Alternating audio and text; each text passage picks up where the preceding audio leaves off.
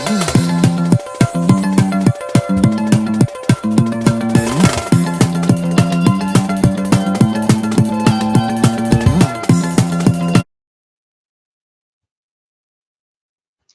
evening, friends. Welcome one and all to Super 25 2.0, India's largest online stock traders conference. Friends, we are today in the 10th session of our seminar series with an interesting topic titled Unique Positional Trading Techniques by Using Techno Funda Analysis Blended with Trading Psychology. The speaker for today is Mr. Parveen Yadav, popularly known as Stock Market Scientist in Twitter. He is my good friend from Haryana, has about 9 to 10 years of experience in the stock market. His main focus area is techno fundamental trading and investing, and he is well known for his psychological assessment of market behavior and stock picking skills. Let us directly hear from the host today. Parveen, on behalf of all the participants today, I extend my warm welcome into the program. Uh, Thank you, Ashok, for this lovely platform, and thanks for this opportunity to share my thoughts on this one of the leading platform of India. And thank you for lovely introduction. So, friends, as Ashok said, uh, we are going to learn a very unique model of techno funda trading, which I use uh, in my trading practice, you can say.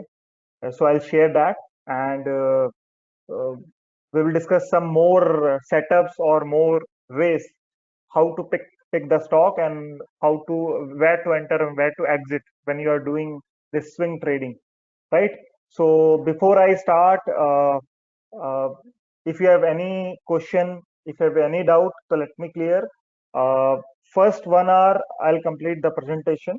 So if you have any doubt, any question, please write it down. Then we'll have question and answer session for almost 15 minutes, 20 minutes, or maybe half an hour, basis the need, right? So you can ask your questions in that particular time frame, right? And till that time, please listen to each and every slide, and each and every slide is important, right? And listen the uh, please try to understand the perspective of that particular content, right, which I've prepared especially for all of you, right? So shall I start, Ramesh? Am I audible, clear? Just let's have a final Yes, check. please go ahead, my friend.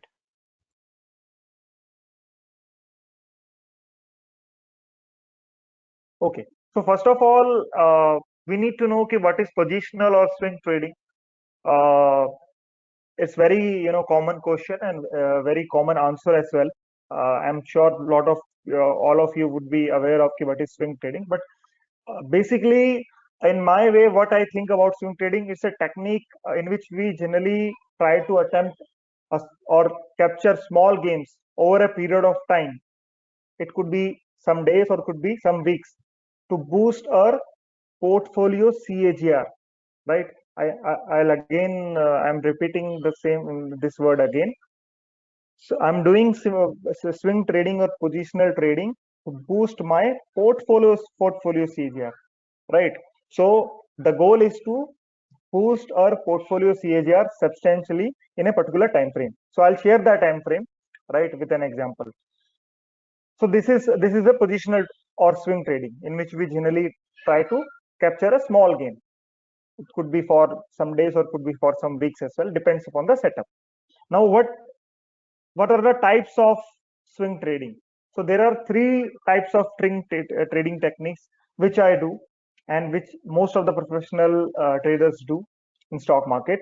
First of all is, as you know, pullback trade, right? So pullback trade is a very common trading techniques in which we generally try to pick a setup in which any particular stock pulls back from particular area after a small run, or you can say after a small move or big move, right?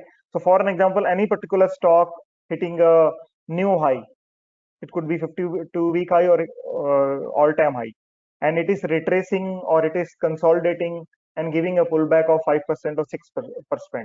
So that time you need to identify a trade in that particular stock, because that stock is in momentum. So so I'll let you know how to pick these kind of stocks and where we need to enter in pullback trades. So this is the pullback trading, in which stock is in momentum and stock is just retracing or giving a small pullback in small time frame, and we are identifying the opportunity of pullback trade in that particular stock. That is called pullback trading, right? The minimum prerequisite for pullback trading is that stock or that stock sector should be in momentum where you are playing the pullback trade. So we will discuss later. Second is sectorial trade, one of my favorite. So uh, this is something which can boost your trading portfolio substantially if you do a sectorial trade. So sectorial trade is a trading technique in which traders identify a particular sector and allocate most of their uh, capital, trading capital, in those sectors which are in momentum. That is called sectorial swing trading. I mean, if let's say now fertilizer sector is in a trend, right?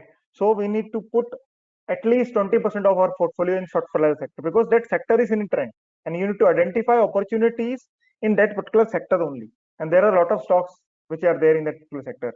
Number two, as we were discussing in starting of the session, the PSU banks could be another sector which are going to uh, come in limelight or in momentum in next couple of weeks. So that could be a sectorial trade that I'm going to initiate in next couple of weeks or maybe tomorrow, right? And third is your momentum trading. So momentum trading is a very most common technique which most of the traders do in stock market. So momentum trading is a trading technique in which people buy fundamentally strong stocks which are in momentum before or after the results. So, for an example, uh, as of now, earning season is going on, which had started in April. So, people generally identify the stocks which they think this stock is going to deliver very good result, and this stock is in momentum as well. So, let me pick that stock because if this stock is going to deliver good result, then this stock would hit this level and this level, and this basis the technical and fundamental analysis. So, this is a very common technique, right, which most of the people do.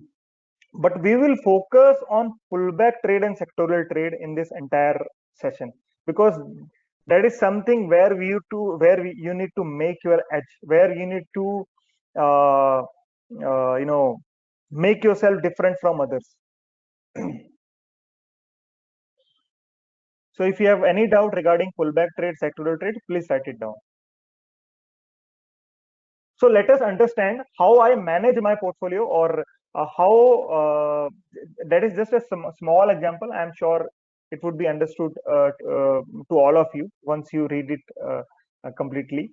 Suppose you have a capital of, let's say, 10 lakh rupees. So we have allocated 5 lakh rupees in your let's say investment stocks for 3 years, and 5 lakh rupees in your trading. You took it as a capital. You are taking it as a trading capital. So in with 5 lakh rupees, if your 5 lakh rupees are, let's say, growing at the rate 10 at a rate of 10% for 3 years, it would be around, you'll get uh, 6,65,000. But if you multiply your trading capital with a CAGR of 10% in one quarter, so focus here is, so what is the goal of swing trader? Swing trader, the goal of swing trader should be to capture at least 8 to 10% returns on trading capital in a quarter, not in a month or in a week, because there are a lot of uncertainty around in a week or in a month. But in a quarter, we can capture, right? So focus should be to capture 8 to 10% gain on your trading capital, right? So if you grow your capital with the rate of 10% in a quarter, so in 12 quarters, means in 3 years, your trading capital would be around 15 lakh 70,000. In totality, your capital after 3 years, your 10 lakh will become 22 lakh 35,000. Now question would be, why should not uh, why should I allocate uh, half of my capital in trading and half of my capital in investment? So guys, you can say it's a golden rule. You should not put most of your capital in trading in initial part of your journey. I still deploy 55 or 60% of my capital in trading, 40% capital in investments only, right? Because you have to have some amount of money which should be in good stocks which can deliver multi-bagger returns or very good returns in 2-3 years, right? Should not put your entire capital at risk, because trading is uh, you know you can't think if you can't say ki in each and every quarter you would get 10% returns. In some quarters you will get only 2% as well. In some quarters you will have negative returns as well, but in some quarters you will have 30% returns as well, right? So you don't know. But on an average, if you are getting 8 to 10% returns, then your capital weight will get multiplied by 3 times in 3 years, right? So that's the aim. Don't fix your aim ki बहुत 10 गुना 20 गुना इतना करने का है, right? Just put a small aim कि I want to multiply or I want to grow my capital with a rate of 8 to 10% in a quarter after learning the swing trading, right? Once you learn. Now, how to identify the trading opportunities? So these are the indicators basis which. So I'll show the example. I'll share examples as well for each and every indicator. So these are the indicators I use to identify the trading opportunities, or you can say swing trading opportunities, whether it is a pullback trade or it's a sectorial or momentum trade, right, in stock market. First of all is moving average crossover. So moving average crossover is a very common indicator, or you can say mostly used indicator, but uh, people use this indicator probably for long term or medium term trades, not for short term trades. But if you use this in crossover, right, this moving average crossover for short term trades, I believe you're going to make very big money in this indicator itself. So I'll share the example on which time frame chart you need to see the crossover and when you need to buy. Second is very important, and one of my favorite, RSI, positive or negative divergence. So this is another indicator which I use to pick stocks or to exit stocks as well. So whenever I see negative divergence in any stock which I am holding, specifically in trading portfolio, I generally exit from that stock, or I start thinking about exiting that particular stock as soon as negative divergence emergence on that particular chart of that particular stock. Third is reversal patterns on daily and weekly charts. Here I mean to say candlestick reversal patterns. So any particular candle reversal